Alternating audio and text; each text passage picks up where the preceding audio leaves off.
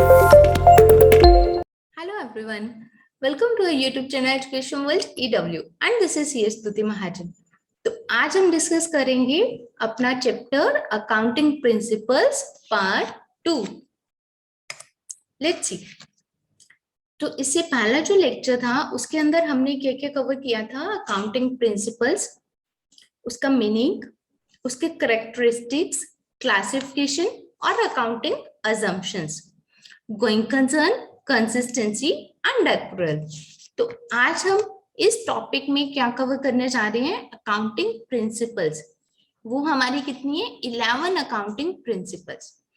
Business entity concept, money measurement principle, accounting period principle, full disclosure, materiality, conservatism, cost concept, matching, dual concept, revenue recognition, objectivity. तो ये हम 11 principles आज इस lecture में cover करेंगे. मेरी ईमेल आईडी यहाँ पर दी हुई है. अगर आपके पास कोई भी क्वेरी है, कोई क्वेश्चन आप पूछना चाहते हो तो आप वहां पर पोस्ट करके मेरे को पूछ सकते हो. तो सबसे पहले फर्स्ट अकाउंटिंग प्रिंसिपल हमारे पास कौन सी है? Business entity concept. पहले भी मैंने अपने लास्ट लेक्चर के अंदर क्या कहा था? सबसे पहले जो मीनिंग लिखा है इतने सिंपल वे के अंदर उस मीनिंग को क्रैम्प करो अपने दिमाग में. Business entity concept. तो वहीं से जल्दी से उसको लर्न कर लो कि क्या होना चाहिए. Business entity concept is the idea that the business and the owner of the business. Business, जो हम बिजनेस चला रहे हैं, बिजनेस कौन चला रहा है? ओनर, कोई पर्सन जो भी उसका ओनर है. These two are two separate identities and should be accounted for separately. This concept also applies to different businesses. Each business should account for its own transactions separately. जिसके नीचे अगर आप diagram देखोगे तो उसके अंदर मैंने क्या लिखा हुआ है? एक और बिजनेस है, एक और उस बिजनेस को चलाने वाला उसका ओनर है. दो बंदे हैं तो दोनों सेपरेट लीगल एंटिटी. दोनों के अंदर आरो दे दिया, बिजनेस अलग है, ओनर अलग है. तो बिजनेस एंटिटी कंसेप्ट से ही आपको एकदम से याद हो जाना चाहिए, business is different from the owner. तो अगर आप बोलोगे बिजनेस की बुक्स अलग बनती है, ओनर की बुक्स अलग बनेंगे. अब हम देखते हैं money measurement principle. Money measurement concept is an accounting principle which states that all the transactions of monetary value should only be recorded in the financial statements. Money measurement principle. Money पैसा, measurement जिसको आप major कर सकते हो monetary terms में. So that means जिस भी information को आप मॉनेटरी वैल्यू के अंदर मेजर कर सकते हो वही आपकी जो इंफॉर्मेशन है फाइनेंशियल स्टेटमेंट्स में, बुक्स ऑफ अकाउंट्स में रिकॉर्ड होगी. The money measurement concept states that a business should only record an accounting transaction if it can be expressed in the terms of money. Thus, a large number of items are never reflected in a company's accounting records, which means that they never appear in its financial statements. इसके अंदर क्या है? Money measurement principal क्या बोलती है? जिस भी item को आप मनी के टर्म्स में मेजर कर सकते हो उसी को आप फाइनेंशियल स्टेटमेंट्स में रिकॉर्ड करोगे. जिसको आप मेजर नहीं कर सकते हो उसको आप फाइनेंशियल स्टेटमेंट्स के अंदर रिकॉर्ड नहीं करोगे. ठीक है. लेट अस सपोज, इसके अंदर हम देते हैं, लेट अस सपोज एक कंपनी के पास 100 एम्प्लॉइज है. ठीक है. तो उन 100 एम्प्लॉइज की जो कॉस्ट उसको बैठती है in the form of salaries and wages year and के ऊपर, वो कितनी बैठती है? उसको 50 लाख रुपीस. तो वो वहां पर क्या रिकॉर्ड करेगा? Salary and wages 50 lakh rupees. ना कि वो ये नहीं रिकॉर्ड करेगा कि उसके पास नंबर ऑफ एम्प्लॉयज कितने हैं. फाइनेंशियल स्टेटमेंट्स में ये डाटा नहीं आएगा नंबर ऑफ एम्प्लॉयज. वहां पर सिर्फ ये आएगा कि उस ह्यूमन रिसोर्स की वैल्यू क्या है, उसकी ह्यूमन रिसोर्स की क्या क्वालिटी है. that will not be recorded in the financial statements. उस ह्यूमन रिसोर्स की वैल्यू क्या है, बस वही रिकॉर्ड होगी, monetary value. Third principle, accounting period principle. तो अगर मैं बोलूं accounting period principle, accounting period को देख के आपके माइंड में क्या आ रहा है? अकाउंटिंग पीरियड मींस एक पीरियड जिसमें हम अकाउंटिंग करते हैं, एक पीरियड जिसमें हम अकाउंटिंग करते हैं, क्या एक लेक्चर के अंदर, एक महीने के अंदर? नहीं, this is the financial year. तो इंडिया के अंदर हम लोग फाइनेंशियल अपना कौन सा कंसिडर करते हैं? 1 अप्रैल से लेके 31 मार्च, इसे हम कहते हैं हमारा फाइनेंशियल, यही हमारा अकाउंटिंग पीरियड है। और एमएनसी कंपनीज जो है वो कैलेंडर ईयर को अपना फाइनेंशियल कंसिडर करती हैं, उनका 1 जनवरी से लेके 31 दिसंबर को होता है। तो अकाउंटिंग पीरियड हमारा क्या रहता है? 12 मंथ्स का, इसीलिए हम लोग 12 मंथ्स 31 मार्च की क्लोजिंग होती है एंड देन अगेन 1 अप्रैल से नया अकाउंटिंग पीरियड जो है वो स्टार्ट किया जाता है। Accounting period concept is based on the theory that all accounting transactions of a business should be divided into equal time periods, which are referred to as accounting periods. Generally, an accounting period is of 12 months, that is equal to 1 year. While the time period is fixed, the month can vary from company to company. कैसे? Time period 12 महीने ही रहता है accounting period के अंदर, months very करते हैं कि जैसे इंडिया के अंदर फाइनेंशियल ईयर है 1 अप्रैल से 31 मार्च, और एमएनसीज क्या वो क्या ऑप्ट करते हैं? कैलेंडर ईयर 1 जनवरी से 31 दिसंबर। Next principle, full disclosure principle. अच्छा, अगर हम सिंपल इसकी हेडिंग देखें, फुल डिस्क्लोजर प्रिंसिपल, तो ये क्या बोलती है? फुल पूरा डिस्क्लोजर, डिस्क्लोज करना, मेंशन करना। तो फुल डिस्क्लोजर प्रिंसिपल का मीनिंग भी यही है कि सब कुछ डिस्क्लोज करना, जो भी मटेरियल इंफॉर्मेशन है, जो भी डिसीजन मेकिंग को इम्पेक्ट कर सकती है, वो सारी इंफॉर्मेशन को आपको डिस्क्लोज करना ही करना है।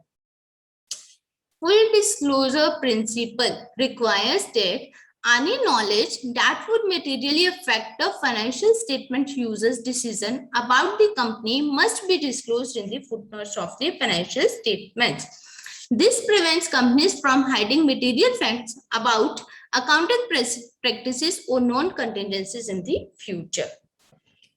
हमने क्या बोला? इससे पहले हमने क्या स्टडी किया? Money measurement principle. उसके अंदर हमने क्या बोला? सिर्फ वही अकाउंटिंग इंफॉर्मेशन जिसको हम मॉनेटरी टर्म्स में वैल्यू कर सकते हैं, उसी को ही हम फाइनेंशियल स्टेटमेंट्स में दे सकते हैं। अब कोई ऐसी इंफॉर्मेशन है जिसकी वजह से आपका बिजनेस जो है वो इम्पैक्ट हो रहा है, बट उसकी कोई मॉनेटरी वैल्यू नहीं है, तो उसको फुल डिस्क्लोजर कैसे होगा? उसको आप फुटनोट में राइटिंग में दे दो कि ये कंटिजेंसीज हैं in the future. Let us suppose आपका जो बिजनेस है वो बहुत अच्छा ग्रो कर रहा है, आपने अपना पूरा P&L अकाउंट, बैलेंस शीट सब कुछ बना लिया। इन द मीन टाइम आपको क्या पता लगा कि आपका एक नया कंपटीटर जो है वो सामने आके खड़ा हो गया, ठीक है? तो वो इंफॉर्मेशन आप कहीं पर फाइनेंशियल स्टेटमेंट्स में नहीं दे सकते हो, तो उसके लिए क्या है? आप उसको फुटनोट्स में दे सकते हो ये सब इंफॉर्मेशन। कोई कंटिजेंसी है, कोई केस लगा हुआ है जिसका आपको लग रहा है कि उसकी कल को वो जो केस है वो आपके अगेंस्ट जा सकता है, तो उसको आप फुटनोट में वो इंफॉर्मेशन दे सकते हो कि कल को वो लायबिलिटी जो है वो अराइज हो जाएगी। Next, materiality principle. Materiality meaning material information. अब material information क्या होता है? Important information. किसके लिए important? Business point of view से जो इंपॉर्टेंट है, जो डिसीजन मेकिंग को आपको इफेक्ट करेगा। Disclosure of all material facts is compulsory, but it does not imply that even those figures which are irrelevant are to be included in the financial statements.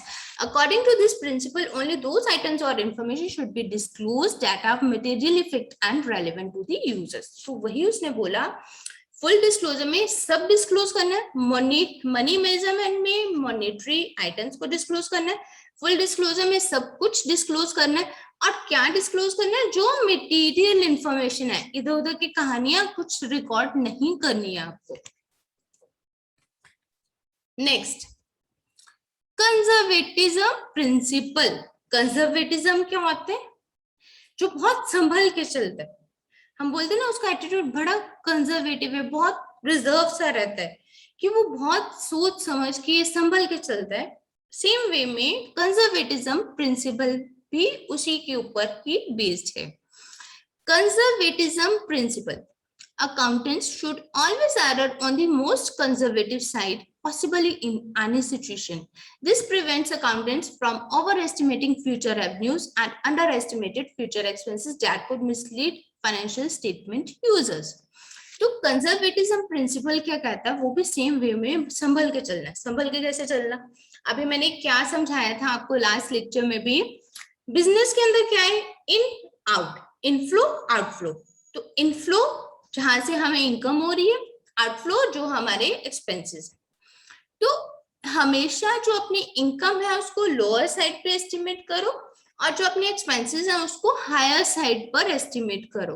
उससे क्या होगा कि कभी भी जो आपके प्रोजेक्शन है वो गलत नहीं होगी।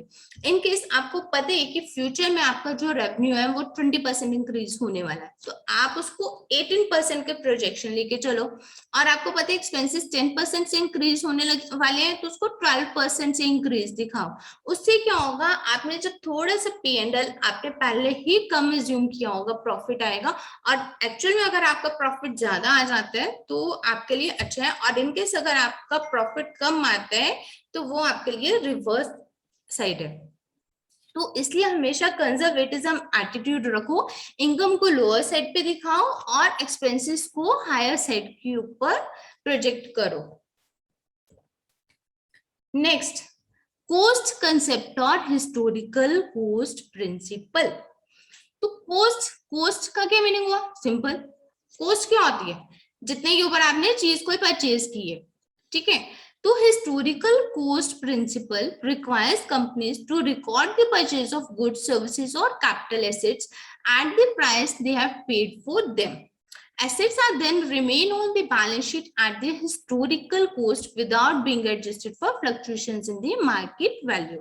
So that means आपने आज लेटेस्ट पोस्ट एक मशीनरी परचेज की है 1 लाख रुपीस की, तो कल आप उसको 1 लाख के ऊपर ही रिकॉर्ड करोगे, लेस उसकी डेप्रिसिएशन डालते जाओगे। हालांकि कोई प्लांट एंड मशीनरी की ऐसी वैल्यू नहीं होती है कि जिसकी की मार्केट वैल्यू इंक्रीज हुए, लेकिन अगर लेटेस्ट पोज उसकी मार्केट वैल्यू इंक्रीज, अच्छा वैसे मैं अदरवाइज आपको बताती हूँ प्रैक्टिकली, लैंड और लैंड डेवलपमेंट सिर्फ यही दो ऐसे एसेट्स हैं जिसकी कॉस्ट हमेशा बढ़ेगी, जिसकी मार्केट वैल्यू ज्यादा होगी। जो आपकी कॉस्ट है उसकी market value day by day increase होगी ही होगी। बाकी सभी एसेट्स की हमेशा जो मार्केट वैल्यू है वो नीचे ही जाएगी, वो उसकी डेप्रिशिएट होती है। तो इसलिए लैंड को हम क्या दिखाते हैं, जिसके ऊपर हमने उसकी कॉस्ट प्राइस के ऊपर जिसपे हमने एक्वायर किया है। लेट अस सपोज हमारी लैंड की वैल्यू जो है वो है 10 लाख रुपीस, आज उसकी मार्केट वैल्यू 15 लाख है, तो हम उसको 10 लाख के ऊपर ही दिखाएंगे।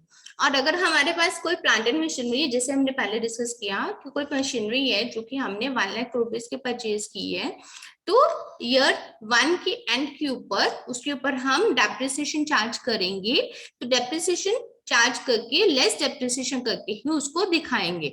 और मार्केट वैल्यू जो हमारी ज्यादा होती है वो हम लोग नहीं रिकॉर्ड करेंगे। कॉस्ट कंसेप्ट प्रिंसिपल को ही ऑप्ट करना है। कॉस्ट के ऊपर, जिस कॉस्ट के ऊपर हमने एसेट को एक्वायर किया है वही कॉस्ट उसकी कंसीडर करेंगे फाइनेंशियल स्टेटमेंट्स में। मैचिंग प्रिंसिपल, मैचिंग क्या हुआ, मैच करना, ठीक है। तो इसमें भी प्रिंसिपल में भी मैच करना है। जिस तरह से मैचिंग का मीनिंग ही मैच करना है, तो सेम वे में मैचिंग प्रिंसिपल का मीनिंग भी मैच करना है। Matching principle states that all expenses must be matched and recorded with their respective revenues in the period in which they were occurred instead of when they were paid. हमने क्या बोला था, हमने accrual system को opt करना है। हमारी इसके लिए assumption कौन सी थी, accrual assumption। तो जो हमने accrual assumption में पढ़ा वही हमारा matching principle है। This principle works with the revenue recognition principle, ensuring all revenue and expenses are recorded on the accrual basis. तो हमने वहां पर क्या एग्जांपल लिया था, डे 1 पर हमने सेल कर दी, डे 30 पर हमारे पास उसकी कलेक्शन आई, तो हम रेवेन्यू कब रियलाइज कर लेंगे, डे 1 के ऊपर। और एक्सपेंसेस जिस पीरियड को परटेन करते हैं, उसके अंदर हमने एग्जांपल लिया था कि लेट अस सपोज हमारा रेंट है जैन फेब मार्च, तो हमने जनवरी में पेमेंट नहीं की, वो जनवरी का रेंट हमारा ड्यू हो गया बट हमने पेमेंट नहीं की। फेब का रेंट ड्यू हो गया, पेमेंट नहीं की। मार्च का रेंट ड्यू हो गया, पेमेंट नहीं की। तो हमने इन तीनों की पेमेंट कब जाके की? अप्रैल में। बट हमने वो अपना एक्सपेंस कब रिकॉर्ड करना है? जनवरी का जनवरी में, फेब का फेब में और मार्च का मार्च में। तो इसको हम क्या बोलते हैं? Accrual assumption. तो एक्रुअल अजम्पशन ही हमारी क्या हो गई? Matching principal. रेवेन्यू जब हम लोगों ने सेल कर दी, सेल ऑफ गुड्स किया या सेल ऑफ सर्विसेज की, उसमें रेवेन्यू को रिकॉर्ड करेंगे। तो सेम वे में एक्सपेंसेस जिस पीरियड के थ्रू हो रहे हैं, उसी में हम लोग एक्सपेंसेस को रिकॉर्ड करेंगे। नेक्स्ट, ड्यूअल कंसेप्ट और ड्युअलिटी प्रिंसिपल। ड्यूअल, दो। ड्यूअल का मीनिंग क्या हो गया? दो, टू। ठीक है, तो सेम वे में ड्यूअल कंसेप्ट क्या है? हर एस्पेक्ट की, यहाँ पर अकाउंट्स में एस्पेक्ट क्या है? ट्रांजैक्शन। हर ट्रांजैक्शन के दो एस्पेक्ट्स हैं, डेबिट और क्रेडिट। हम लोग अकाउंट्स के अंदर डबल एंट्री सिस्टम जो है वो ऑप्ट करते हैं। अकाउंट्स में एक होते सिंगल एंट्री सिस्टम, एक होते डबल एंट्री सिस्टम। तो हम लोग जो यूज कर रहे हैं अकाउंटिंग के अंदर, यहाँ पर जो यूज होगा वो डबल एंट्री सिस्टम यूज होगा।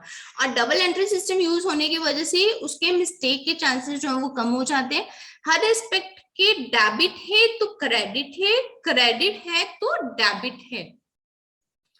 Dual aspect concept is also described as the duality principle. This concept explains that if something is given, someone will receive it. This can be explained as whenever a transaction occurs, there is a two-sided effect. One is credit and the other is debit for a similar amount.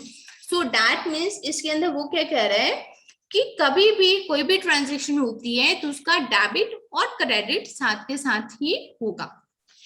Late us suppose हम कहते हैं कि mister x ने 1 lakh capital जो है वो introduce की है बिजनेस के अंदर, और उसने बाय वे ऑफ बैंक की है।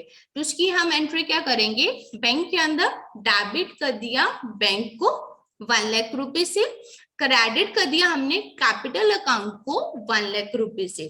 जो क्रेडिट है कैपिटल वो हमारे लायबिलिटी साइड में चले गए, जो डेबिट हमने बैंक किया वो हमारा एसेट साइड में चला गया। अभी हालांकि डेबिट और क्रेडिट आप आगे जाकर पढ़ोगे, तभी मैंने आपको कहा था पहले आप अकाउंटिंग टर्म्स डेफिनेशंस आप स्टडी करोगे, देन आप अकाउंटिंग प्रिंसिपल्स, अकाउंटिंग अजम्पशंस और प्रिंसिपल्स कौन कौन सी होती हैं ये कंसेप्ट आपको क्लियर होंगे। फिर उसके बाद आपके journal entries, debit, credit, equations, trial balance, तो फिर ये सारे सब्जेक्ट्स आपके जो चैप्टर्स हैं वो आएंगे। Then revenue recognition principle. Revenue recognition principle नाम क्या बोलता है? Revenue, income, recognition. कब आप उसको रिकॉग्नाइज करोगे? तो ऑलरेडी हम लोगों ने पहले पढ़ा इसको, कहां पर पढ़ा? Accrual assumption. देन हमने कौन सी प्रिंसिपल में पढ़ा इसको? Matching principal. तो मैचिंग प्रिंसिपल के अंदर हमने क्या पढ़ा? रेवेन्यू को भी रिकॉग्नाइज करना है हमें कब? जब हम लोगों ने सेल कर दी। और एक्सपेंस को कब करना है? जब हम लोगों ने जिस पीरियड को एक्सपेंस जो वो परटेन करता है। तो अब हम देखते हैं revenue recognition principal. Revenue recognition principle requires companies to record revenue when it is earned instead of when it is collected. तो earn कब हो गया? जब sale of services is done या फिर sale of goods is made. अगर goods में deal कर रही हो तो sale of goods, अगर सर्विस सेक्टर में डील कर रही हो तो sale of services हो गई, तो उस टाइम पर revenue recognize हो जाएगा, भले ही उसकी पेमेंट बाद में। This accrual basis of accounting gives a more accurate picture of financial events during the period. तो हम लोग accrual basis के ऊपर इसको रिकॉर्ड करेंगे। ये मैं आपको क्यों कंफर्म करती जा रही हूँ? रेवेन्यू रिकॉग्निशन प्रिंसिपल हमने accrual में स्टडी किया, हमने मैचिंग में स्टडी किया, कि ताकि जब आपके पास रेवेन्यू रिकॉग्निशन प्रिंसिपल आप पढ़ो आप कंफ्यूज नहीं हो जाओ। आप फर्स्ट टाइम में हर कोई कंफ्यूज होगा कि पहले भी हमने यही पढ़ा दोबारा से, इसीलिए मैंने पहले बोल दिया कि ये वही चीज है जो हमने एक्रुअल के अंदर पढ़ी है। एक बार आपने एक्रुअल को पढ़ लिया तो आपका मैचिंग भी कवर हो गया और रेवेन्यू रिकॉग्निशन प्रिंसिपल भी आपका उसमें कवर हो गया। Then next principle is objectivity principle. Objectivity क्या हुआ? Free from bias, simple dictionary meaning भी यही बोल दे, free from bias. Objectivity principle. Financial statements, accounting records, and financial information as a whole should be independent and free from bias. The financial statements are meant to convey the financial position of the company and not to persuade end users to take certain actions. कि objectivity principal क्या कहते हैं? जो भी हमारे accounting records हैं, जो हमारी फाइनेंशियल स्टेटमेंट्स हैं, फाइनेंशियल इंफॉर्मेशन है, वो फ्री फ्रॉम बायस होनी चाहिए। ये नहीं होना चाहिए कि एक पर्सन के लिए हमने ये डिसीजन लिया तो दूसरे पर्सन के लिए हमने ये डिसीजन लिया। ये इस तरह के बायसनेस जो है वो अकाउंट्स के अंदर एक्सेप्टेबल नहीं है। अगर इस तरह की बायसनेस रहेगी तो उसकी वजह से डिसीजन मेकिंग जो है वो पॉसिबल नहीं हो पाएगी। तो इस तरह के बायसनेस को अवॉइड करने के लिए उसके लिए ऑब्जेक्टिविटी प्रिंसिपल है। और ऑब्जेक्टिविटी प्रिंसिपल क्या कहते हैं कि कोई भी इंफॉर्मेशन आपने रिकॉर्ड करनी है उसका नीचे सपोर्टिंग एविडेंस होना चाहिए आपके पास। लेट अस सपोज आपने एक एसेट परचेज किया ₹1 लाख का, ठीक है। अब वो 1 लाख का है, 1,20,000 का है, या हो सकता है 90,000 का है। तो आपने उसको 1 लाख रुपीस ही क्यों रिकॉर्ड कर रही हो? क्योंकि आपके पास उसका जो इनवॉइस है, जो आपने उसकी पेमेंट की है, जो आपके पास उसका इनवॉइस है वो कितने का है? ₹1 लाख ओनली। तो आप उसको रिकॉर्ड करोगे 1 लाख के ऊपर। तो ऑब्जेक्टिविटी प्रिंसिपल क्या कहती है? Free from biasness and information should be supported by the supporting evidence. तो ये हमारे 11 प्रिंसिपल्स हो गए।